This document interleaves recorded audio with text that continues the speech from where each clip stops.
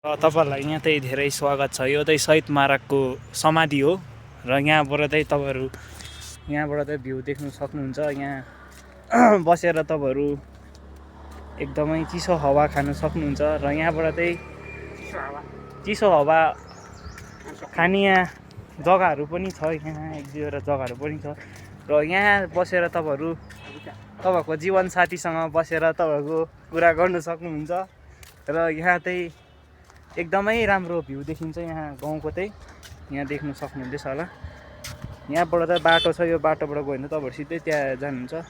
र कसैले पनि यो च्यानललाई चाहिँ राम्रोसँगले सपोर्ट गरेर सब्सक्राइब गरेर अझै योभन्दा राम्रो भिडियो हामी ल्याउँदै जानेछौँ। योभन्दा राम्रो भिडियो लिएर हामी तपाईँहरूलाई तपाईँहरू यहाँ बसेर चिया कफी खानु सक्नुहुन्छ, आनन्द लिन सक्नुहुन्छ, चिसो हावा खानु सक्नुहुन्छ। तपाईँहरूलाई यहाँ बस्यो भने धेरै आनन्द लाग्छ। तपाईँहरू जे कुरो पनि बिर्सिन सक्नुहुन्छ। यहाँ चाहिँ गाडी कुद्ने रोड छ र यो च्यानललाई चाहिँ धेरैभन्दा धेरै सब्सक्राइब गरिदिएर सपोर्ट दिनुहोस्। अझै योभन्दा राम्रो भिडियो ल्याउन सकौँ टी गार्डनको।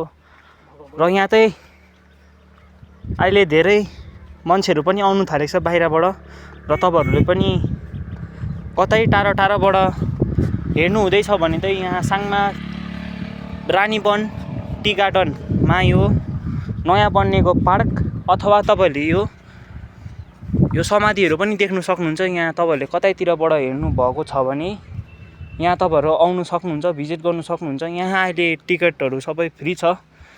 र धन्यवाद आजको लागि। यो च्यानलमा धेरै धेरै सब्सक्राइब गरिदिनुहोस्, लाइक गरिदिनुहोस्, सेयर गरिदिनुहोस्, कमेन्ट गरिदिनुहोस्। अझै योभन्दा राम्रो राम्रो भिडियो लिएर आउन सकौँ। ल आजको लागि तपाईँहरू यति नै समाप्त गर्दैछु। धन्यवाद।